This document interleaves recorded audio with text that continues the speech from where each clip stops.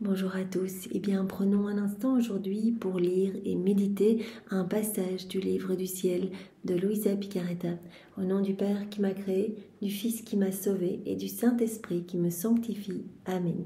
Jésus, nous nous immergeons en toi, dans ta divine volonté, nous nous unissons à toi, nous nous identifions à toi, nous nous consumons en toi, nous fusionnons nos volontés dans la tienne, nous les fondons dans la tienne et comme tous les jours, Jésus, nous t'accueillons dans nos vies, nous t'invitons dans nos cœurs pour que tu t'y établisses définitivement, que tu viennes avec ton Père, l'Esprit Saint, ton royaume, ton trône, tes œuvres divines, tes attributs divins. Viens Seigneur, fais ta demeure en nous. Et s'il te plaît, nettoie nos âmes, sanctifie-les, ennoblis-les Seigneur, opère cette grande purification et recrée cet espace nécessaire dans chacun de nos cœurs pour que ta divine volonté puisse être souveraine en nous, qu'elle puisse opérer et agir librement à partir de chacune de nos humanités dont nous te faisons l'offrande une fois de plus aujourd'hui. Oui Jésus, nous nous jetons à tes pieds et nous y déposons notre volonté, bien sûr, nos émotions, nos désirs, nos pensées. Sers-toi de tout comme marchepied, comme fondation pour rétablir ton royaume. Nous voulons vraiment travailler à l'avènement de ton royaume. Alors fais de chacun de nous de bons instruments entre tes mains, des instruments de paix, d'amour, de justice et de miséricorde. Seigneur, viens continuer ta vie en nous, que nos humanités soient comme des humanités de surcroît pour toi, que nous soyons comme les débordements de toi-même, d'autres toi sur la terre. Aussi, investis-nous de ta présence, marque-nous du sceau de ton divin fiat, remplis-nous à ras-bord de ta lumière, de ton amour, de ton Esprit Saint. Seigneur, viens sanctifier chacun de nos pas, nous te donnons nos mains, viens diviniser toutes nos actions, viens regarder toi-même à travers nos yeux, que tous nos regards, soient des regards chargés de ta compassion, Seigneur. Viens toi-même respirer dans nos respirations, parler à travers nos lèvres, écouter à travers notre oui. Viens penser à travers chacune de nos pensées. Oui, Jésus, viens faire toi-même battre nos cœurs. Vraiment que ce soit ton Sacré-Cœur, puisque le mois de juin est consacré à ton Sacré-Cœur. Et bien vraiment que ce soit ton Sacré-Cœur brûlant d'amour magnifique qui batte à travers nos battements de cœur, et qu'à chacun de ces battements, tu puisses entendre des louanges, de l'amour, de l'adoration, des réparations. Vraiment, nous voulons te dire à chacun d'eux, Seigneur, que ta volonté soit faite, que ton règne vienne, Seigneur. Nous voulons répondre à ton amour au nom de tous ceux qui ne voient pas ton amour, tous ceux qui se servent des éléments de la création, mais qui ne voient pas cette activité divine derrière et qui ne te remercient jamais, Seigneur. Nous entendons tout réparer. Nous entendons également à chaque battement de nos cœurs, te recouvrir de l'amour de ton Père, de l'amour de l'Esprit Saint, de l'amour trinitaire, de l'amour de ta maman. Nous voulons, Seigneur, te réoffrir continuellement tous les actes d'amour, tous les actes accomplis par ta maman dans la divine volonté, depuis la seconde 1 de sa conception jusqu'à son assomption. L'intégralité de ces actes, tous ces soleils irradiants et magnifiques, nous te les réoffrons continuellement, ainsi que les actes accomplis par Adam dans son état d'innocence, ainsi que tous les actes d'amour, Jésus, que toi, tu as placés dans l'œuvre de la création, ceux que tu as placés dans l'œuvre de la rédemption et ceux que tu as placés dans l'œuvre de la sanctification. Voilà, tous ces actes, on les prend, on les fait nôtres, on ajoute nos petits baisers, nos petits je t'aime et on te réoffre cela tout le temps, à chaque battement de nos cœurs, mais aussi à chaque battement de nos cils, à chacun de nos mouvements externes, internes, circulation de notre sang, mouvement de nos organes, tout Seigneur, chacune de nos paroles, à chaque instant. On veut te recouvrir, t'ensevelir d'amour, de bénédiction et vraiment de louange, de remerciement au nom de tous les hommes de tous les temps. Jésus, merci infiniment de nous avoir donné Maman Marie comme maman. Elle est si douce, si merveilleuse et avec cette inlassable patience, elle est à nos côtés pour nous relever si nous chutons, si nous nous écartons de toi, si nous quittons tes bras. Elle vient avec cet amour maternel nous ramener à notre juste place dans tes bras, Seigneur, pour que nous puissions être consumés, brûlés par les flammes ardentes de ton amour. Alors merci de nous l'avoir donné et vraiment nous voulons elle aussi la recouvrir de ton amour à toi, de tes baisers, de tes gestes tendres, de tout ce que tu avais l'habitude de lui dire, de tes bénédictions et aussi de tous les actes d'amour, de tous les saints, de tous les temps, voilà, tous les chapelets qui ont pu être dits, tous les rosaires, toutes les dévotions, on reprend tout, on plonge tout dans ta divine volonté, Seigneur, et on offre tout à Maman Marie, on t'offre tout également à toi. Jésus, merci pour ton amour, merci pour ta miséricorde sans borne, quelles que soient nos misères. Tu nous l'as dit tellement de fois à travers ces messages que tu as donnés à Sainte Faustine ou à Sœur Josefa Menendez. Eh bien, revenez à moi. Voilà, revenez, vous lavez dans mon sang, dans mes larmes. Voilà, quelle que soit vraiment la lourdeur de nos péchés, quelle que soit la puanteur de notre âme, toi, tu nous attends. Tu l'as dit tellement de fois dans les écrits du ciel, mais je suis dans cette attente. Mais cette attente qui me fait gémir de solitude. Je vous attends, j'attends une miette de votre attention, j'attends un petit regard, j'attends un petit merci, un petit je t'aime. Et alors je bondis de joie. Mais c'est ça quand on revient à Jésus, qu'on vient demander pardon, pardon Jésus, j'ai quitté tes bras, pardon, j'ai pas vu ton amour, je t'ai jamais remercié, etc. Eh bien, il se jette dans nos bras et vraiment, il nous revêt des plus beaux joyaux du ciel. Il prend toutes nos misères, toutes nos horreurs, tous nos péchés et il sanctifie tout. Il nous rend beaux, en fait. Il nous redonne cette place royale. Alors, merci infiniment, Seigneur, de tant nous aimer. Tu nous l'as dit à travers, à travers les écrits du ciel. J'aime chaque âme autant que toutes les âmes réunies. J'aime chacun autant que tous les autres ensemble. C'était dans une des heures de la Passion, d'ailleurs, au Gethsémani. Comment mon âme pourra se calmer, comment mon amour pourrait se calmer de voir des âmes se perdre, alors que chaque âme m'est tellement précieuse.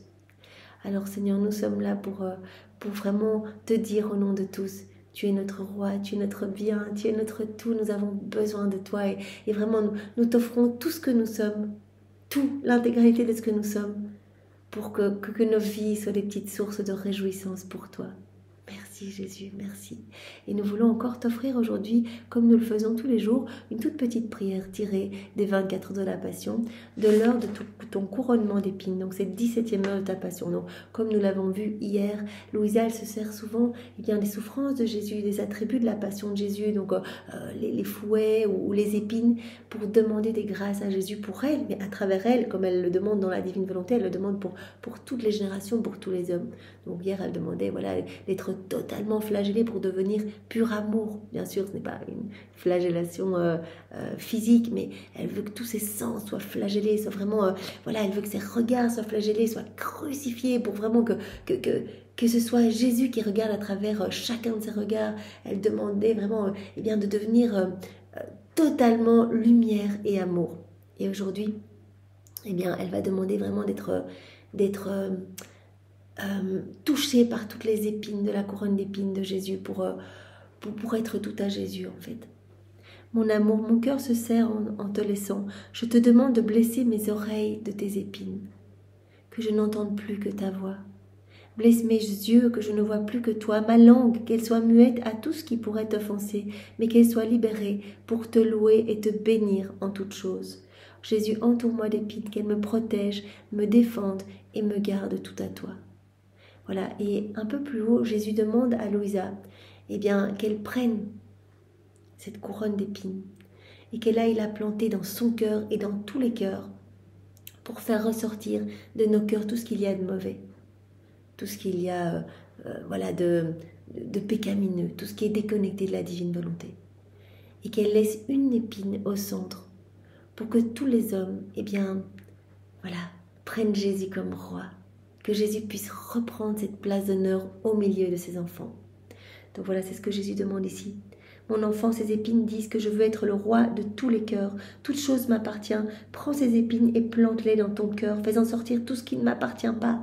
Que tout ce qui résulte vraiment de notre volonté humaine puisse disparaître de nous.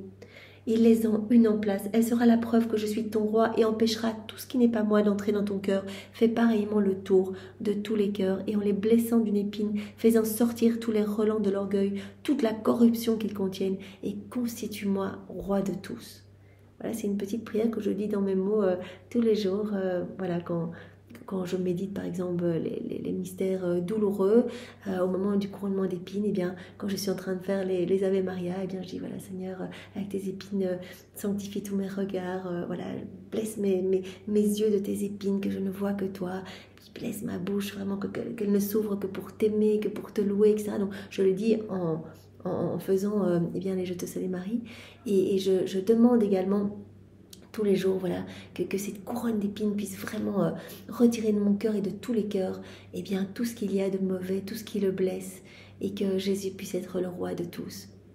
Voilà, et je fais pareillement, comme le fait Loïsa, comme elle nous le montre, eh bien, le tour de tous les mystères douloureux en faisant ce chapelet pour voilà, demander à Jésus à chaque fois, par exemple quand c'est le moment de sa crucifixion, eh bien, de pouvoir rester totalement crucifié avec lui sur la croix, afin que ma volonté humaine soit crucifiée vraiment au profit de sa divine volonté. Donc je me sers comme Loïsa. Voilà, on doit s'inspirer des prières de Loïsa, puisque vraiment ce sont des prières enseignées par Jésus.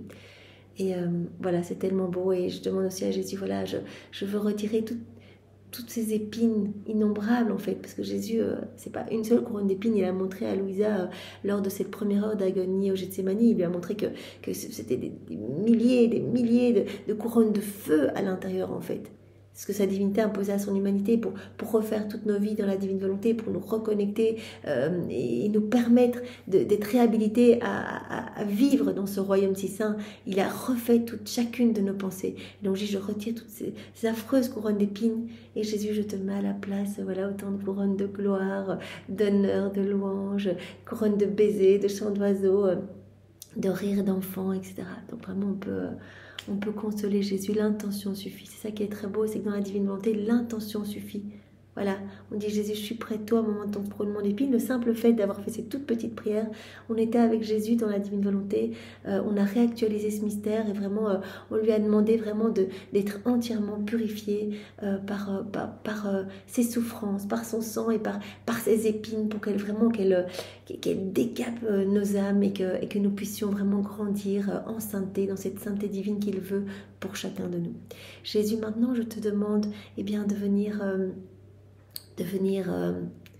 vraiment nous préparer, nous donner ta sagesse, ton intelligence, ta compréhension, pour que nous puissions accueillir cette nouvelle vérité que tu vas nous donner. Chaque vérité est si importante, chaque vérité vaut plus que toute la création, chaque vérité est une vie divine que tu nous donnes.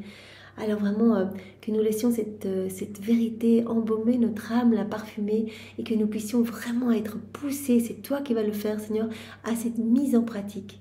Vraiment, tous les jours, tu nous séduis un peu plus et tu nous donnes cette soif de t'appeler dans nos actions. Donc au plus on lit, au plus on va désirer vivre dans la divine volonté. C'est pour cela que lire, c'est très important. On ne peut pas désirer ce qu'on ne connaît pas. Et donc Seigneur, vraiment chaque jour, accrois encore le nombre d'actes qu'on va faire en union avec toi. Vraiment, tu l'as dit, cela va devenir comme une deuxième nature pour nous. Eh bien, de nous unir à toi, de faire des rondes, de réparer, de te louer, de te bénir continuellement.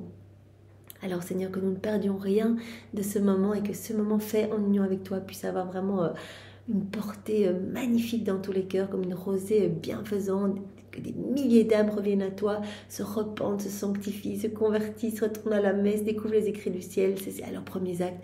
On le sait, on te fait confiance. Tu vas toucher des âmes, Seigneur. Tu as dit, je toucherai tous les cœurs. Je distribue des cadeaux dans tous les cœurs quand une âme s'unit à moi, comme nous le faisons maintenant. Maintenant, en fonction de l'ouverture de cœur, les âmes vont accepter les grâces ou pas. Mais en tout cas, toutes vont recevoir quelque chose. Alors merci Seigneur, vraiment que ce moment puisse te ramener, mais vraiment que ce soit la rafle des âmes pour toi Seigneur, et que tu puisses vraiment être heureux et glorifié parfaitement par ce moment. Jésus, parle à travers ma bouche, envoie sur chacun de nous ton Esprit Saint, que ce moment fait en union avec toi puisse avoir des retombées dans tous les cœurs. Et Seigneur, garde-moi toujours bien uni à toi, pour que je ne dévie pas de ce que tu veux nous donner. Viens, Esprit Saint, viens, par la puissante intercession du cœur immaculé de Marie, ton épouse bien-aimée. Viens, Esprit Saint, viens, par la puissante intercession du cœur immaculé de Marie, ton épouse bien-aimée. Viens, Esprit Saint, viens, par la puissante intercession du cœur immaculé de Marie, ton épouse bien-aimée. Viens nous saisir, Esprit Saint, embrase-nous, viens maintenant nous visiter chacun, et vraiment que nous puissions être brûlés, mais être brûlés vifs d'amour, quoi. Qu'on puisse accueillir vraiment cette vérité et vraiment qu'on ressente un feu en nous, ce besoin de parler de Jésus, de parler de la divine volonté, de faire aimer Jésus. Voilà, Esprit Saint. Donc viens nous visiter chacun maintenant. Alors le passage que nous allons voir est celui du 4 avril 1931. Nous sommes donc dans le volume 29 et c'est Loïsa qui parle. Mon abandon continue dans les bras de la très sainte et suprême volonté. toujours abandonnée, quel que soit son état, souffrance ou non, elle est abandonnée. Fiat, que ta volonté soit faite, Seigneur. Et bien que je sois sous les épais nuages d'une inexprimable amertume qui m'enlève la beauté de la divine lumière que je ressens cachée derrière les nuages. Voilà, donc elle décrit déjà dans quel état elle est. Donc on le sait, Louisa nous a dit, ce sont les mois les plus douloureux de ma vie, on remet en question tout ce que je dis, on me met sous l'obéissance d'autres prêtres qui ne me croient pas, qui remettent en question tous ces moments d'intimité avec Jésus, qui essayent de contrôler mes souffrances, qui veulent me mettre quelque part aussi sous le contrôle de médecins, etc. Donc super difficile pour Louisa. D'ailleurs, Jésus avait suspendu son état de victime en disant, mais comme toi tu es une victime, tu offres des souffrances volontaires, ça a un poids incroyable sur mon cœur et donc cela apaise, tu es comme un soutien à ma justice divine, cela apaise la justice de Dieu, notre justice, et donc les châtiments se déversent moins, en tout cas même un cinquième ou un dixième, Jésus avait même dit, mais là leur perfidie est telle que je te suspends de cet état de victime et ils vont voir ce que c'est que d'agir dans ma volonté permissive. Donc là, on rencontre ma justice, on rencontre des châtiments. Donc, période difficile, elle est encore dans cet état d'amertume. Et donc, en fait, Jésus avait dit, voilà, quand tu es dans cet état un peu de tristesse, tu es propriétaire de la divine volonté, donc tu as ce soleil divin en toi, magnifique, irradiant, mais quand tu as des petits doutes, des petites craintes, des petites amertumes, eh bien, c'est comme si tu créais des nuages, en fait. Donc, le soleil, il est là, mais il y a des petits nuages. Alors, ces nuages ne sont pas éternels, tu es vraiment propriétaire de ce soleil divin, mais c'est juste que tu empêches un petit peu le déploiement de ces rayons magnifiques. En fait, tu empêches ma divine volonté d'agir pleinement. Et Jésus avait même dit, mais ne t'inquiète pas, un souffle de ma divine volonté et ces nuages sont balayés, sont chassés. Tu ressens à nouveau vraiment la force de ma vie divine en toi. Mais Louisa, même dans les amertumes, elle sent quand même cette vie divine en elle. Ça, Jésus lui a dit. Lorsque je dis mon je vous aime et que je fais mes actes dans le divin fiat, quand elle fait des actes, elle s'unit à Jésus, elle fait ses rondes, elle donne ses petits je t'aime à Jésus, Jésus je t'aime avec ta volonté, qu'elle place partout sur chaque petite chose qu'elle voit autour d'elle, elle est dans son lit, mais en tout cas qu'elle voit en pensée, l'intention suffit. Eh bien, chaque fois que je dis un je t'aime, que je fais mes actes dans le fiat, cela forme le tonnerre et faisant jaillir l'éclair, il déchire les nuages. Voilà, on continue, on s'abandonne dans la divine volonté, on dit je t'aime à Jésus, on répond au nom de tous à son amour. C'est ça que Louise a fait toute la journée. Elle dit les hommes ne voient pas ton amour, que ce soit dans l'œuvre de la rédemption, dans l'œuvre de la création, ne voient pas ta divine volonté à l'œuvre partout, que ce soit dans les sacrements, les hommes ne voient pas ton amour. Et donc moi je te dis, je vois ton amour et j'y réponds. Et elle dit quand je fais ça, directement mes je t'aime sont comme un tonnerre, comme un éclair qui vient directement déchirer ces nuages en fait. Et donc la lumière rejaillit alors à ce moment-là. Voilà, lorsque je dis mon je vous aime et que je fais mes actes dans le fiat, il forme le tonnerre et faisant jaillir l'éclair, il déchire les nuages, donc les nuages de son amertume. Et par ces ouvertures, la brillante lumière entre dans mon âme et m'apporte la lumière de vérité que Jésus veut manifester à sa petite créature. Donc voilà, quand elle continue dans son abandon, qu'elle fait ses rondes, etc., eh bien, en fait, elle ressent de plus en plus de lumière en elle et cela attire Jésus. En fait, cela attire Jésus à lui donner de nouvelles vérités, etc. Il me semble que plus je répète « mais je vous aime », plus les coups de tonnerre et les éclairs déchirent les nuages pour blesser mon Jésus qui m'envoie sa lumière pour annoncer sa visite à sa petite fille remplie d'amertume. Donc cela touche le cœur de Dieu quand on répare au nom de tous. En fait, on offre, quand on fait nos actes, même juste je fais ma vaisselle en ta divine volonté, je parle, je mange, je bois, je prends ma douche, je vais au travail, je m'occupe de mes enfants. En fait, chaque acte de notre quotidien fait en union avec Jésus touche profondément le cœur de Dieu. On offre un amour parfait, on offre une gloire parfaite, une adoration parfaite. Et donc, on a vu, Jésus nous l'a dit, Dieu ne peut pas se laisser vaincre en amour. Comme on offre un amour parfait, on offre Dieu à Dieu, comme on l'a vu, eh bien, Dieu redouble encore de cadeaux, de grâces, de biens, de bénédictions pour la créature. Donc, on va sentir vraiment un flot, en fait, un flot de lumière jaillir dans notre âme. Et la vie de la divine volonté va grandir parce qu'on alimente, à chaque fois qu'on s'unit à Jésus, à chaque fois qu'on fait ses rondes, etc., on alimente eh bien, cette vie divine en nous, la vie du divin vouloir, qui grandit de plus en plus, Jésus élargit les frontières du royaume de sa divine volonté dans notre âme, il dilate notre âme également pour nous donner plus. Donc on sent plus de lumière en nous. Il y a plus des choses du ciel à chaque fois que l'on fait un acte, à chaque fois qu'on médite dans la divine volonté, à chaque fois qu'on dit à Jésus qu'on l'aime, etc. C'est ce que Louisa ressent. Elle sent directement que ces nuages, quelque part, sont comme déchirés par cet éclair. Donc elle dit, quand je dis je t'aime, par exemple, que je fais un acte, c'est comme s'il y avait un tonnerre en fait, un tonnerre avec un éclair qui vient retirer tous les nuages qu'il y a devant le soleil de ma divine volonté qui brille, mais de manière plus intense encore. Et Jésus en fait est attiré, donc on le voit, c'est pour cela qu'il nous a dit, l'âme qui vit dans la divine volonté se trouve continuellement sous cette pluie torrentielle de grâce. Voilà, chaque acte nous amène de nouvelles grâces. Chaque pas dans la divine volonté, chaque battement de notre cœur, la circulation de notre sang, etc. Tout dans la divine volonté nous amène de nouveaux cadeaux, non seulement pour nous, mais pour tous les hommes. Donc on travaille vraiment à faire descendre plus rapidement le royaume, ce royaume d'amour sur la terre. Je me trouvais dans cet état lorsque mon bien-aimé Jésus est venu, compatissant et affligé.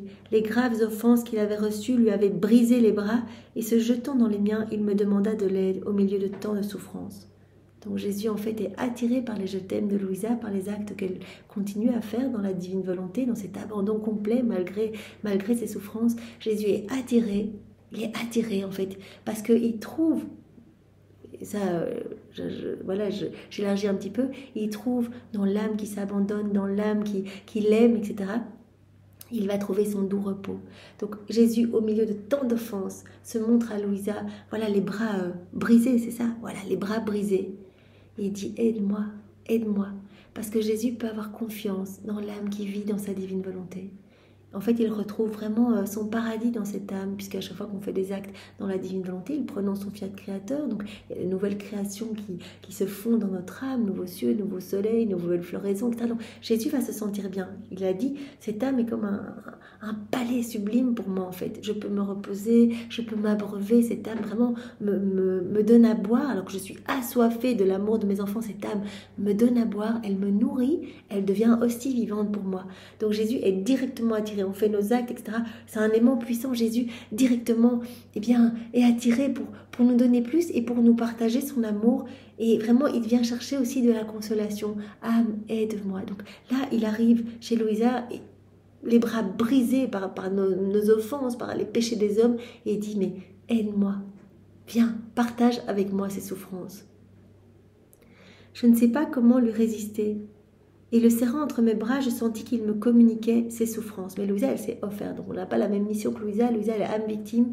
Donc elle a donné son oui pour que Jésus puisse lui partager toutes ses souffrances pour vraiment que la justice divine soit apaisée.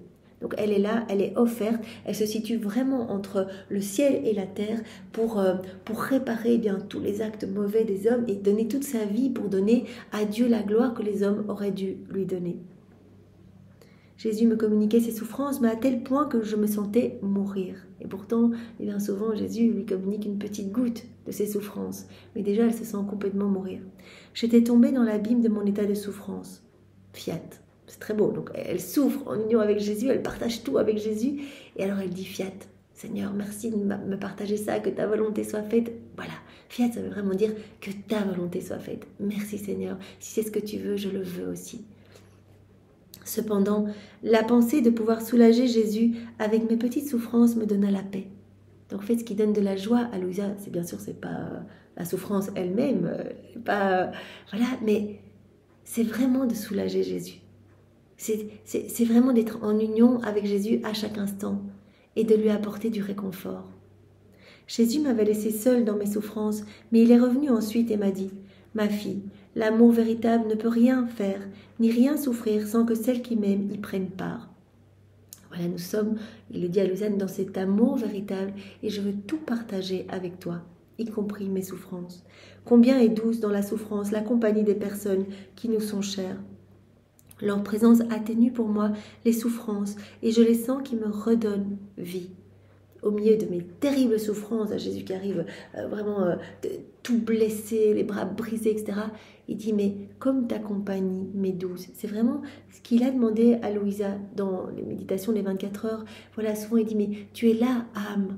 Et il met le mot âme pour que nous puissions tous nous identifier et tous être près de lui. Moi, quand je me dis les heures de la passion, je dis tu es là et je dis mon prénom, vraiment, vous dire oui Jésus, je suis là, je suis près de toi. Vraiment, comme ta compagnie m'est agréable dans mes souffrances, comme te voir près de moi m'est agréable. Jésus a vraiment besoin d'âmes compatissantes, d'âmes près de lui en fait, à chaque instant, unies à lui. Et vraiment, quand on s'unit à Jésus, on s'unit à ses peines, on s'unit à ses souffrances, on s'unit à ses prières, on s'unit à ses réparations, on remet en mouvement, en fait. Et Jésus va redistribuer dans les cœurs tous les fruits, par exemple, de toutes ces heures de sa passion. Je m'unis à toi, Jésus, directement.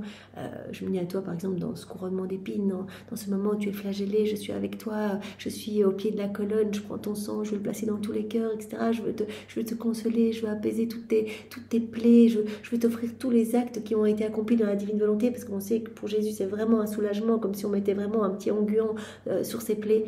Eh bien, on est là vraiment, avec Jésus. Leur présence atténue pour moi les souffrances et je les sens qui me redonnent vie. Me redonner vie par la souffrance est le plus grand amour que je puisse trouver dans la créature et je lui redonne ma vie en échange. Alors quand une âme accepte de souffrir en union avec Jésus, voilà, et Louisa, a fortiori, voilà, cette souffrance volontaire. Oui Jésus, oui, je vais souffrir, je te donne mon oui pour tout ce que tu veux faire. Mais avec moi, à décharger tes souffrances, oui, je suis d'accord, je veux tout partager avec toi. Jésus dit, eh bien, il n'y a pas de plus grand amour que je puisse trouver dans la créature. On avait vu hier, il nous parlait beaucoup de cette souffrance volontaire qui était vraiment l'appui, son appui, le soutien de sa justice divine. Et je lui redonne ma vie en échange. Jésus dit, elle me donne et je lui donne ma vie en échange en fait. Elle me donne sa vie, elle me donne son humanité pour que je continue ma vie en elle. Et moi, je lui donne ma vie, je lui donne ma volonté, je lui donne tout. Vous imaginez comment on y gagne? On donne nos petites misères à Jésus, on donne notre corps, on donne notre petite volonté humaine, etc. Et lui, il nous remplit de sa lumière, de sa sainteté. Il veut nous donner la plénitude de tout, de beauté, de pureté, de bonté, etc. Donc c'est tellement beau. L'amour est alors si grand qu'il s'échange le don de la vie. Mais sais-tu ce qui m'a attiré dans tes bras pour te demander de l'aide dans mes souffrances? C'est le tonnerre continuel de tes « je vous aime » et les éclairs qui m'ont poussé à venir me jeter dans tes bras pour te demander de m'aider. Comme on l'a vu précédemment, Louisa, quand elle a prononcé ces petits « je t'aime » dans la divine volonté, en fait, il faut bien savoir que quand on dit un « je t'aime » dans la divine volonté, il va aller se couler partout où la divine volonté travaille. Donc partout, sur chaque élément, chaque feuille, chaque tige, chaque herbe, chaque poussière, chaque molécule d'air, chaque atome de terre, chaque semence, chaque plante, chaque animal, dans chaque goutte d'eau, chaque flocon de neige, partout. Il va se répandre partout. Donc ça va partir en écho partout sur la terre et dans le ciel. Tous les saints et les bienheureux vont répéter ce « je t'aime », la Vierge Marie, etc. Donc Jésus dit, mais ça m'a vraiment touché en fait. Entendre des « je t'aime » continuels en fait. Et vraiment, Jésus nous avait parlé il y a quelques jours de sa souffrance face à notre dureté de cœur. Voilà, qu'on ne répond jamais à son amour, qu'on ne lui dise pas qu'on l'aime, qu'on agit, qu'on fait des choses qui ont l'air humainement bonnes, mais qui sont spirituellement vides. On le fait juste pour notre petite gloire personnelle, etc. Ça blesse Jésus. Et quand une âme vient tout réparer en disant « je t'aime », mais il dit « je suis tellement touché que c'est ça qui m'a poussé à venir dans tes bras. C'était vraiment tous les tonnerres et les éclairs de tes « je t'aime ».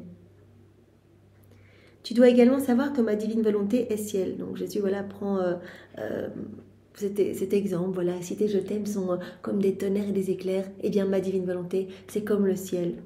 Et ton humanité, c'est comme la terre. En faisant tes actes dans ma divine volonté, tu prends le ciel. Au plus tu vas faire des actes dans la divine volonté, au plus tu vas te remplir des choses du ciel. Tu vas prendre place dans le ciel, tu prends le ciel. Et plus tu accomplis des actes, plus tu prends place dans le ciel de mon fiat. Et tandis que tu prends le ciel, il a dit c'est ma divine volonté, et toi la terre, eh bien c'est comme ton humanité. Donc au plus tu vas faire des actes dans la divine volonté, au plus eh bien tu vas te gorger de divin en fait. Tu vas prendre du ciel, tu vas faire grandir ma divine volonté, puisque le ciel c'est sa divine volonté, tu vas faire grandir ma divine volonté en toi. Et tandis que tu prends le ciel, ma volonté prend la terre. Tu prends le ciel, tu te remplis de divin, et en fait le tout vient s'enclore dans le néant, et le néant eh bien, vient se fondre dans le tout. C'est vraiment ça, on peut imaginer vraiment notre âme qui s'élève et qui va se greffer dans le soleil de la divine volonté, et vraiment le tout Dieu, la Trinité qui vient s'enclore, mais c'est une présence réelle, ce n'est pas une présence mystique, qui vient s'enclore dans notre rien, dans notre néant. Tandis que tu prends le ciel, que tu deviens de plus en plus rempli de divin, ma volonté prend la terre. Et le ciel et la terre sont fusionnés et restent ainsi perdus l'un dans l'autre. Quel programme, Seigneur, c'est ce que nous voulons, rester fusionnés toujours avec toi, notre volonté toujours fusionnée dans ta divine volonté, Seigneur, pour ta gloire. Après quoi je continuais mon abandon dans le divin fiat, et mon bien-aimé Jésus est revenu avec son cœur ouvert, d'où le sang coulait à flots. Et dans ce divin cœur, toutes les souffrances de Jésus souffertes, dans toutes les parties de sa divine personne, se trouvaient centralisées. Donc on a déjà vu Jésus qui arrive, les bras cassés, tout défiguré, etc. Enfin, les bras brisés. Maintenant, il revient voir Louisa et là, elle voit son cœur ouvert, en fait, jaillissant, en fait, de sang, en fait, son cœur tout blessé, en fait. Et elle voit que, en fait, toutes les offenses, toutes les souffrances sont centralisées dans ce cœur, en fait. Toutes les souffrances de Jésus sont centralisées dans son sacré cœur. Car c'est là qu'était le siège et le commencement de toutes ces souffrances, qui circulant à travers toute sa sainte humanité, comme autant de ruisseaux qui remontaient vers son très saint cœur, apportant avec eux le tourment que souffrait toute sa divine personne. Ces tourments, toutes les offenses, les blessures que l'on fait à sa très sainte tête par nos pensées, les blessures que l'on fait à ses très saintes mains par nos actes déconnectés de sa divine volonté, les blessures que l'on fait à ses très saints pieds en marchant à des fins mauvaises, en marchant déconnectés de Dieu, en fait, en marchant dans nos volontés propres, et bien toutes ces offenses, toutes ces blessures, toutes ces flagellations dans son corps, et bien pour tous nos péchés de la pureté, nos péchés vraiment des cinq sens, etc., et bien toutes ces blessures sont centralisées dans son cœur. Tout est repris dans ce cœur broyé, ce cœur mutilé, en fait. Voilà, car c'est là qu'était le siège et le commencement de toutes ces souffrances qui, circulant à travers toute sa très sainte humanité, comme autant de ruisseaux qui remontaient vers son très saint cœur, apportant avec eux le tourment que souffrait toute sa divine personne. Et Jésus ajouta, « Ma fille, combien je souffre. Regarde ce cœur, combien de blessures, combien de douleurs, combien de souffrances il cache. Il est le refuge de toutes les souffrances. Il n'y a pas de peine, de spasme, de douleur, ni d'offense qui ne remonte dans ce cœur. » Et vraiment, cela me faisait penser à cette heure de la Passion où le cœur de Jésus est transpercé. Et voilà, Jésus est mort. Donc, en fait, Louisa, elle dit, mais il me semble entendre ta voix qui me dit, viens dans mon cœur, ma fille. Viens, mon cœur va être un refuge qui va te donner toutes les grâces. Si tu es faible, eh bien, tu vas retrouver la force. Si tu es eh bien, dans le péché, eh bien, tu vas te sanctifier, etc. Mais viens dans mon cœur. Et il lui a dit, dans mon cœur, il y a tout. Il y a le remède à tous tes maux. Il y a aussi eh bien, toutes mes peines et toutes mes souffrances. Donc c'est le petit passage ici. Dans mon cœur, c'est ici que sont contenus les sacrements. C'est ici qu'est mon Église, ici la vie de mon Église et la vie de toutes les âmes. En lui, je ressens aussi les profanations qui se font contre mon Église, les intrigues des ennemis, les flèches qui lui décochent, mes enfants piétinés, car il n'y a pas d'offense que mon cœur ne ressente. Par conséquent, mon enfant, que ta vie soit en mon cœur. Défends-moi, répare-moi, conduis tous les gens en lui. Voilà. Viens, tu vas trouver le remède à tous tes maux dans mon cœur. Viens défendre aussi mon cœur parce que toutes les offenses se trouvent dans mon cœur. En fait, tout est centralisé dans mon cœur et je souffre. Donc défends mon cœur, sois la petite sentinelle d'amour de mon cœur. Et on le sait, l'âme qui vit dans la divine volonté devient la sentinelle du cœur de Jésus. Donc c'est-à-dire qu'elle va continuellement, elle va offrir sa vie pour réparer au nom de tous, pour aimer au nom de tous, pour bénir au nom de tous, pour remercier au nom de tous, etc. Et ce, continuellement. Et quand on se fait la sentinelle du cœur de Jésus, quand on lui donne notre volonté, notre vie, il se fait la sentinelle de notre cœur à nous pour le protéger des embûches du démon. Voilà, quand on est dans les bras de Jésus, quand on est dans sa divine volonté, à chaque acte que l'on fait, on fait grandir cette muraille de lumière qui nous protège des pièges de l'ennemi. Jésus a dit, tant que tu es dans mes bras, il y a tellement de lumière qui va rejaillir de ton humanité, ma lumière, hein, on est bien d'accord, c'est pas notre lumière à nous, la lumière de Jésus, sa sainteté, sa beauté qui va rayonner à chaque acte que l'on va faire en union avec lui, puisque c'est lui qui va agir en nous, que les démons vont être contraints de s'éloigner parce qu'ils ont peur de cette lumière, ils ont horreur de la divine volonté, ils voient se recréer dans l'âme ce que eux ont perdu, donc vraiment ils deviennent fous, ils voient cette lumière qui se répand partout dans tous les cœurs et qui change, qui transforme des âmes, etc. Ils voient le royaume qui s'installe, qui s'apprête à descendre sur la terre, voilà, qui descend chaque fois un peu plus. Donc voilà, ils n'aiment pas du tout la divine volonté. Et donc Jésus nous a bien dit, sois la sentinelle de mon cœur, défends ce cœur et amène toutes les âmes en mon cœur. Voilà, parce qu'il dit, si vous voulez être sauvés, venez dans mon cœur. Dans ce cœur, vous trouverez la sainteté, vous deviendrez saints, vous trouverez le soulagement dans les afflictions, la force dans la faiblesse, la paix dans les doutes, la compagnie dans les abandons. Ô âme qui m'aimez, si vous voulez m'aimer vraiment, venez demeurer toujours dans ce cœur. C'est ici que vous trouverez l'amour vrai pour m'aimer et des flammes ardentes pour vous brûler et vous consumer tout d'amour. Et dans ce mois que nous méditons avec le Sacré-Cœur, Jésus l'a dit, mais voilà, venez, consacrez-vous à mon Sacré-Cœur et au cœur immaculé de Marie, voilà, qui est toujours uni à mon cœur, et je vous donnerai la ferveur, je vous donnerai voilà, la force dans les épreuves, etc. Donc aujourd'hui, Jésus montre à Louisa ce cœur tout blessé, tout torturé, brisé, piétiné par les hommes, parce que dans ce cœur, il y a la centralisation de toutes les offenses, de tous nos péchés, voilà, qui écrase le cœur de Jésus. Et donc Jésus montre ce cœur brisé à Louisa, en disant, mais sois près de moi, protège ce cœur, protège-le, défends-le. Mes souffrances sont si nombreuses que ne pouvant plus en soutenir l'amertume, je cherche la créature qui acceptera d'en prendre une petite partie pour me permettre un soupir de soulagement. Et cela me fait à nouveau penser à cette heure de la passion, au Gethsémani, quand Louisa arrive au jardin des Oliviers et que Jésus dit « Ah, tu es là, âme !» C'était ce qui me faisait le plus souffrir, c'est que tous m'ont abandonné, mes apôtres, etc. Ils sont en train de dormir. Je suis complètement seule ici. Et quand on lit dans les écrits de Anne-Catherine Emmerich, c'est juste terrible. Il a vu tous nos péchés sous des formes d'affreuses créatures, mais qui le harcelaient, etc. Enfin, c'était juste horrible. Il a senti cet immense abandon. Et il a dit, je souffre tellement de l'abandon de tous, que j'ai besoin de trouver une âme aimante et compatissante qui va pouvoir partager ne fût-ce qu'une petite goutte de l'amère souffrance que je ressens. Et donc c'est ce que Jésus nous dit encore aujourd'hui. Voilà mon cœur piétiné, brisé. Je cherche une âme qui va s'unir à moi et qui va accepter en fait quelque part de partager ses souffrances avec moi. Lorsque je la trouve, je la tiens si serrée contre moi que je ne sais plus comment la quitter. Je ne me sens plus seule. J'ai quelqu'un à qui je peux faire comprendre mes souffrances, à qui je peux confier mes secrets et en qui je peux déverser mes flammes d'amour qui me consument. Donc le simple fait de vivre dans la divine volonté, on devient une compagnie pour Jésus. On a été créé pour ça.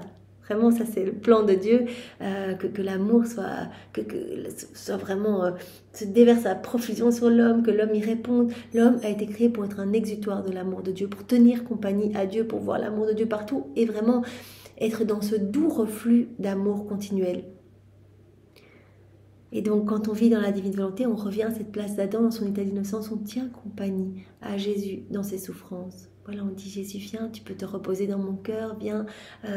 C'est comme si on prenait Jésus dans nos bras continuellement pour l'embrasser quand il entend voilà, toutes ces méchancetés, voilà, des blasphèmes, des sacrilèges qui le blessent. Eh bien, on vient directement couvrir ces paroles méchantes et blessantes eh bien, par des actes de louange, de bénédiction et d'amour qui se répètent continuellement, puisqu'on les dit dans la divine volonté. Voilà, donc je la prends dans mes bras et je peux enfin faire comprendre mes souffrances.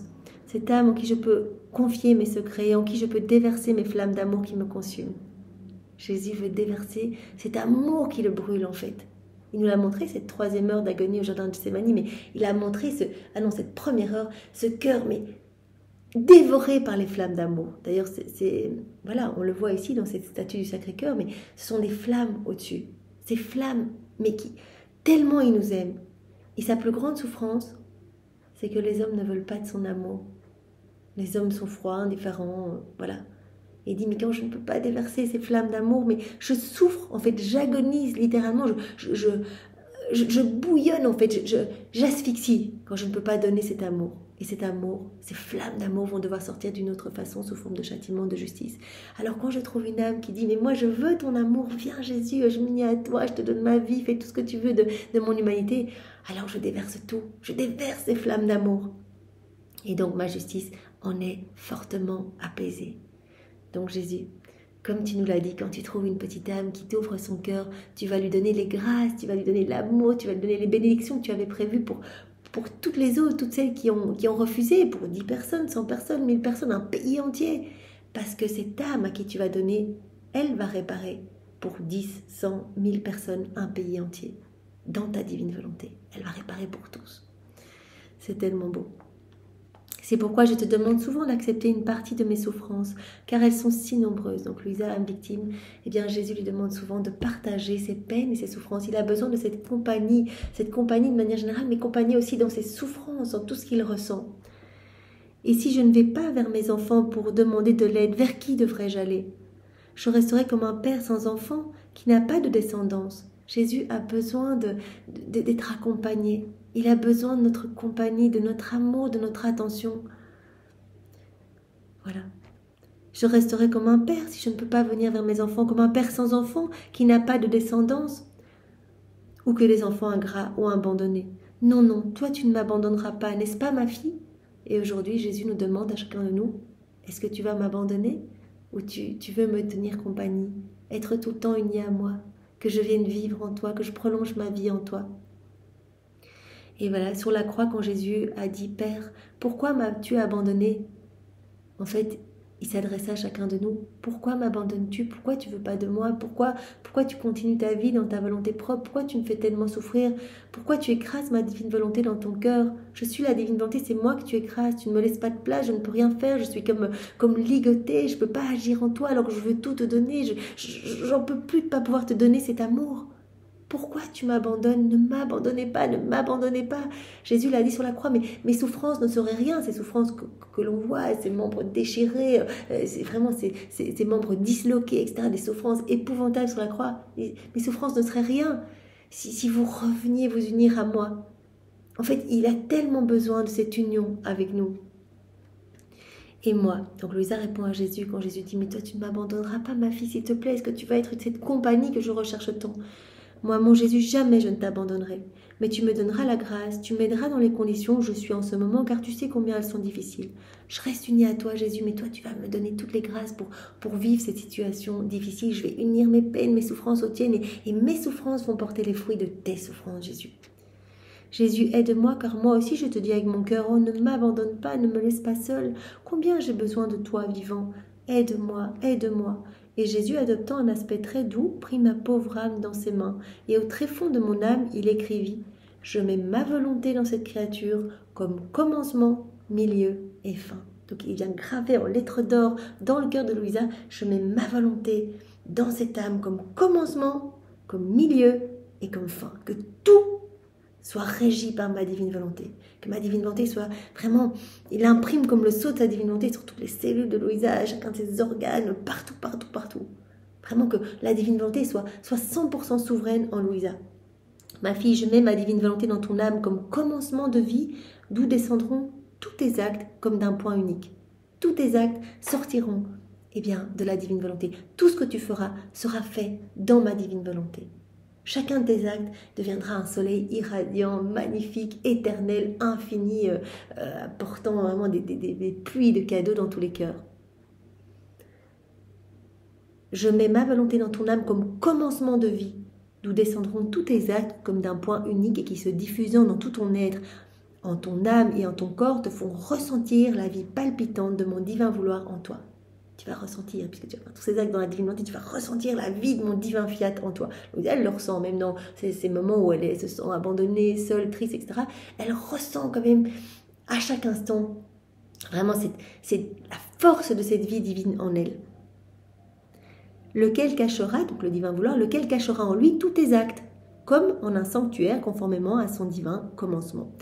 Ayant ma divine volonté comme commencement, tu resteras tout entière ordonnée à ton Créateur. Voilà. On vit dans la divine volonté, on a la divine volonté comme commencement, comme source de vie de tous nos actes, comme commencement de tous nos actes. Eh bien, on va commencer à s'ordonner vraiment en Dieu.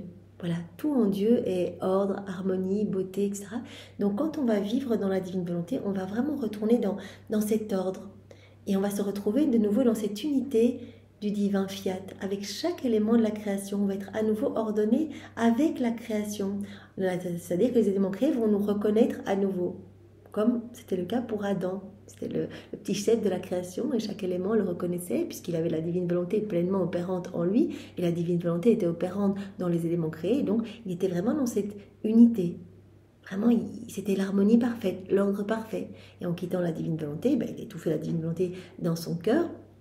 Et donc les éléments ne l'ont plus reconnu et puis les générations ont suivi et maintenant on voit des animaux qui attaquent des hommes, etc. Donc vraiment l'homme, comme l'a dit Jésus dans un autre passage, est la tache noire du décor. C'est le seul qui n'est pas resté dans la divine volonté puisque voilà, tout ce que l'on voit autour de nous est régi par la divine volonté et nous on l'étouffe. Voilà, donc quand tu vas revivre dans la divine volonté, voilà, Jésus dit l'âme qui va vivre dans la divine volonté va vraiment revenir à cette place magnifique d'enfant de Dieu, de fils ou de fille de Dieu, et vraiment on va se trouver à nouveau complètement ordonné, harmonisé. Et on le sait, cela va se manifester aussi dans notre personnalité qui va changer. On va avoir la personnalité même de Jésus, son tempérament, voilà, comme ses influences divines. Voilà. Et ayant ma divine volonté comme commencement, tu resteras, Louisa, tout entière ordonnée à ton Créateur et tu reconnaîtras que tout commencement vient de Dieu et tu nous donneras la gloire et l'échange d'amour de toutes les choses créées sorties de nos mains créatrices. Voilà. Louisa, eh bien, en ayant la divine volonté comme commencement de tous tes actes, tu vas reconnaître que la divine volonté est le commencement de tout. Quand on vit dans la divine volonté, directement nos sens commencent à se désobstruer et on se rend compte que la divine volonté est à l'œuvre partout, que tous les actes, eh bien, partout, ont comme origine la divine volonté. Et donc, tu vas commencer à faire tes rondes, à placer tes je t'aime partout, à donner de l'amour à ton Créateur au nom de tous, etc. Tu nous donneras la gloire et l'échange d'amour de toutes les choses créées sorties de nos mains créatrices. En faisant cela, tu embrasseras l'œuvre de la création dont nous sommes le commencement, la vie et la conservation. Voilà. En ayant la divine volonté dans ton âme comme commencement de vie, nous descendrons tous tes actes comme d'un point unique. Eh bien, tu vas voir la divine volonté comme commencement de chaque élément créé. Et donc, tu vas commencer à placer tes petits je t'aime partout. Et tu vas nous donner la gloire et l'échange d'amour de toutes les choses créées sorties de nos mains créatrices. Et donc, tu vas embrasser toute l'œuvre de la création dont nous sommes, dit Jésus, le commencement, la vie et la conservation. Du commencement, tu passeras au milieu. Et donc, il a gravé dans le cœur de Louisa, je mets ma volonté dans cette créature comme commencement, milieu et fin. Donc, commencement de tous tes actes, Louisa, et donc cela va te mettre vraiment en relation avec toute la création, et tu vas être de plus en plus poussée à faire ta ronde. Enfin, Louisa, elle est déjà à ce 4e niveau de vie dans la divine volonté, donc elle est déjà complètement imbibée de divin, mais pour nous, eh bien, on va petit à petit faire de plus en plus de rondes, etc. Alors, comme milieu du commencement, tu passeras au milieu, tu dois savoir que l'homme, en se retirant de notre divine volonté, a refusé de reconnaître le commencement, et donc il s'est désordonné. Il n'a plus vu la divine volonté à l'œuvre dans les éléments de la création. Il a perdu, quelque part, la divine volonté comme narratrice de l'amour de Dieu. Et donc, il a commencé à se désordonner. Il est resté fragile, sans soutien, sans force. À chaque pas, il sentait qu'il tombait, il se sentait enclin à tomber, comme si le sol pouvait se dérober sous ses pieds et le ciel déclencher sur sa tête une terrible tempête. Donc l'homme a commencé à connaître tous les maux, les vices, les iniquités. Donc il a perdu la divine volonté. Il a perdu la divine volonté qui lui montrait l'amour de Dieu partout, comme narratrice de cet amour divin. Ses sens se sont obstrués. Il a comme bouché tous les canaux de communication avec la Trinité. Il a commencé à se déconnecter de tous les éléments de la création. C'est devenu le chaos. Il est devenu fragile, sans force, etc. Et donc de là, de cette chute, de cette rupture eh bien, de la volonté humaine avec la divine volonté, eh bien, ont découlé tous les maux, les vices, les iniquités que nous connaissons aujourd'hui. Il faut maintenant un milieu pour raffermir la terre et faire sourire le ciel. C'est ma venue sur la terre. Donc le milieu dont Jésus nous parle, c'est la venue de Jésus sur la terre, qui est ce milieu qui réunit le ciel et la terre, qui réunit Dieu et l'homme. On sait, Jésus est venu pour glorifier son Père, payer cette dette de gloire que les hommes n'avaient pas donnée depuis la chute d'Adam, ce que les hommes avaient fait dans leur volonté propre. Et bien, Jésus est venu pour donner toute la gloire à son Père, cette gloire non donnée. Et il est venu pour faire rentrer à nouveau la volonté humaine dans la divine volonté, pour permettre à l'homme de vivre à nouveau dans la divine volonté. Donc Jésus dit, ce milieu dont je parle, donc je mets ma divine volonté dans ton cœur comme commencement, milieu et fin. Donc commencement on a vu, milieu, eh bien Jésus dit, ce milieu, c'est moi, je suis venu, ma venue sur la terre, c'est ce milieu qui va réunir le ciel et la terre, Dieu et l'homme. À celle qui contient ma divine volonté comme commencement, le milieu lui sera révélé. Donc parce que voilà, tu vis dans la divine volonté et que tu as la divine volonté comme commencement de tous tes actes, eh bien le milieu te sera révélé. Donc tu vas voir mon amour partout à l'œuvre, ma divine volonté à l'œuvre partout à travers mon humanité lors de mon passage sur la terre, et tu vas commencer à faire tes rondes dans l'œuvre de la rédemption. Tu vas te trouver à côté de moi, comme tu vas comprendre que tout appartient dans la divine volonté, tu vas reprendre toutes mes paroles, mon sang, mes larmes pour aller les placer dans tous les cœurs, ma lumière, tu vas mettre tes pas dans les miens, attacher les pas de tous les hommes aux miens. Tu vas, voilà, on peut tout faire dans la divine volonté. Donc voilà, c'est ce que Jésus nous dit ici. À celle qui contient ma divine volonté comme commencement, le milieu lui sera révélé. Elle embrassera l'œuvre entière de la rédemption et elle donnera alors la gloire et l'échange d'amour de toute souffrance que j'ai souffert pour racheter l'homme. Donc voilà, elle va donner de la gloire à la Trinité. Elle va placer ses petits je t'aime partout, chaque moment de la vie de Jésus, de la vie de Marie, etc. Elle va réparer au nom de tous. Comme Jésus dit, elle va donner la gloire et l'échange d'amour de toute souffrance que j'ai soufferte pour racheter l'humanité, pour racheter l'homme. S'il y a un commencement et un milieu, il doit aussi y avoir une fin. La fin de l'homme, c'est le ciel. Et pour celle qui contient ma divine volonté, comme commencement, tous ces actes s'écoulent dans le ciel. Donc c'est vraiment intéressant. Jésus dit ici, voilà, l'âme qui contient comme commencement à tous ces actes la divine volonté.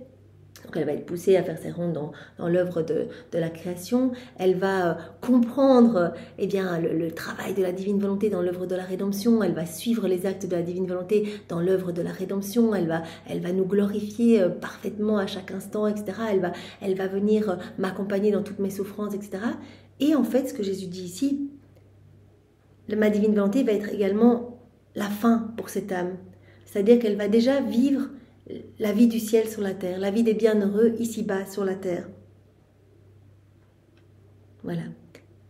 La fin de l'homme, c'est le ciel, et pour celle qui contient ma divine volonté comme commencement, tous ces actes s'écoulent dans le ciel comme une fin où cette âme doit arriver. Ce sont déjà des actes divins que l'on fait ici. On laisse Jésus agir en nous et ce sont des actes qui n'auront pas de fin, sont infinis.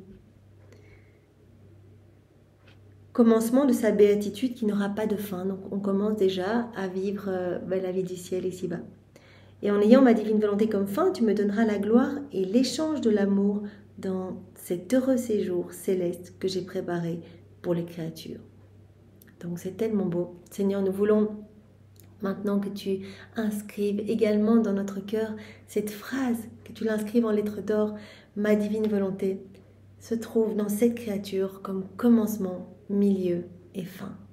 Voilà, que nous puissions faire découler tous nos actes, nous fondre en toi dans tous nos actes, que la divine volonté soit vraiment le commencement de tous nos actes, que nous puissions te suivre tout au long de ta vie, que nous puissions jouer également ce rôle d'être vraiment entre le ciel et la terre, ce rôle de réparation en fait, pouvoir reconnecter l'homme à toi Jésus, en fait réparer pour nos frères et sœurs, te donner de la gloire continuellement et que nous puissions vivre déjà cette vie du ciel sur la terre. Merci Seigneur infiniment. Par conséquent, ma fille, sois attentive et je scellerai dans ton âme ma divine volonté comme commencement, milieu et fin, ce qui sera pour toi la vie et un guide sûr qui te conduira entre ses bras jusqu'au pays céleste. Un guide sûr, voilà, grâce à cette phrase, que nous puissions continuer notre petite vie unie à toi ici et que arriver là en haut, eh bien, voilà, il n'y ait pas de purgatoire, que ce soit directement un tout droit dans tes bras, Seigneur. Tu nous l'as dit d'ailleurs dans un autre passage, pas de purgatoire pour les âmes vivantes dans ma divine volonté. Pourquoi? Parce qu'elles auront déjà rempli leur âme de lumière. Et pour s'unir à moi dans le ciel, il faut que l'âme soit pur amour, soit pure lumière. Et quand on fait des actes dans nos volontés propres, on crée des petits vides de lumière, des petits vides d'amour qu'on va devoir remplir par les flammes purgatives. Alors quand on s'unit à Jésus ici sur la terre, lui-même nous remplit déjà de toute cette lumière. Et en plus, mieux que cela, non seulement le moment que nous faisons est un moment qui devient un soleil, donc notre âme se remplit de lumière pour ce moment-là, je mange dans ta divine volonté, directement ce moment est parfait, on vient décrocher cet acte suspendu et il est parfait, c'est comme un soleil sublime.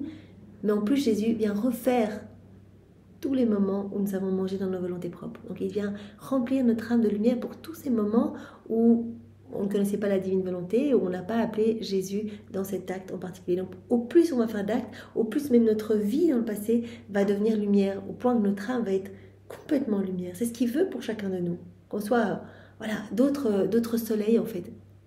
Et à ce moment-là, on pourra directement s'unir à lui dans sa gloire. Et il a dit, les âmes vivants dans la divine volonté seront les plus beaux joyaux de mon trône. Seront vraiment, unis à moi en fait. Ces âmes ne seront pas comme les bienheureux qui sont en face de moi, qui sont alimentés quelque part par ma lumière, etc. Ces âmes qui ont vécu dans la divine volonté seront aussi des sources de lumière dans le ciel. Elles seront unies à moi, mais elles seront aussi des sources de lumière pour les autres, des sources de béatitude pour les autres. C'est tellement beau et je crois que on doit avancer dans la foi et dire Seigneur, on ne voit pas, ça nous paraît facile et quelque part c'est un peu comme si nous étions les ouvriers de la dernière heure. C'est facile, on est plein de péchés, on n'aurait pas pu quelque part essayer de devenir des saints comme les saints, les saints avant Louisa, les saints qui ont acquis leur sainteté dans leur volonté propre, de manière difficile, par l'exercice de vertu, etc., par des mortifications, des martyrs, difficile, vraiment difficile. Ici, Jésus nous propose un plan super facile, c'est lui qui vient faire en nous, il nous sanctifie, il embellit notre âme, il la travaille, et petit à petit, on voit vraiment notre vie se transformer, non seulement notre vie, mais partout autour de nous. Et voilà, il nous demande juste notre oui, notre confiance, notre abandon entre ses mains, tout accueillir comme venant de ses mains. Alors il dit, c'est vrai, c'est un martyr de l'attention, de continuellement m'appeler, de crucifier votre volonté humaine au profit de ma divine volonté, mais pour gagner tellement, mais pour vraiment être tellement embelli et tellement... c'est tellement incroyable ce qui se passe. À chaque fois qu'on fait un acte en union avec Jésus, il y a tout le ciel qui est comme suspendu. Vraiment, tous les saints, les bienheureux viennent se déverser dans ces actes, la Trinité, etc. Enfin, c'est tellement magnifique, des anges même qui se mettent, des kyrielles d'anges qui viennent se mettre pour récolter l'acte qui est fait dans la divine volonté et aller le porter, le placer en dépôt dans la divine volonté, mais au pied du trône de l'Éternel. Vous imaginez, donc ce petit moment qu'on fait maintenant, on médite un petit peu sur les écrits du ciel parce qu'on l'a fait dans la divine volonté, mais chacun de nous est irradiant de lumière maintenant, vraiment maintenant. Nos respirations sont faites par Jésus, c'est Jésus qui regarde à travers nos yeux, c'est Jésus qui est en train de bouger, c'est Jésus qui fait tout en nous. Vous imaginez, c'est incroyable. Et donc là, il y a tout le ciel qui est subjugué, et c'est tellement, tellement beau. Merci Seigneur. Et donc, donne-nous cette grâce d'être attentif et de pouvoir toujours te faire plaisir. Et nous voulons ne plaire qu'à toi, Seigneur. Voilà, alors rends notre âme gracieuse et belle et nous te faisons confiance, Seigneur. Et nous voulons être cette petite compagnie dont tu nous as parlé aujourd'hui. Nous voulons toujours être avec toi et tout partager avec toi, Seigneur. Vraiment, nous voulons prendre soin de toi. Viens vivre en nous et nous allons prendre soin de toi. Merci Jésus. Au nom du Père et du Fils et du Saint-Esprit. Amen. Soyez tous bénis. Au revoir.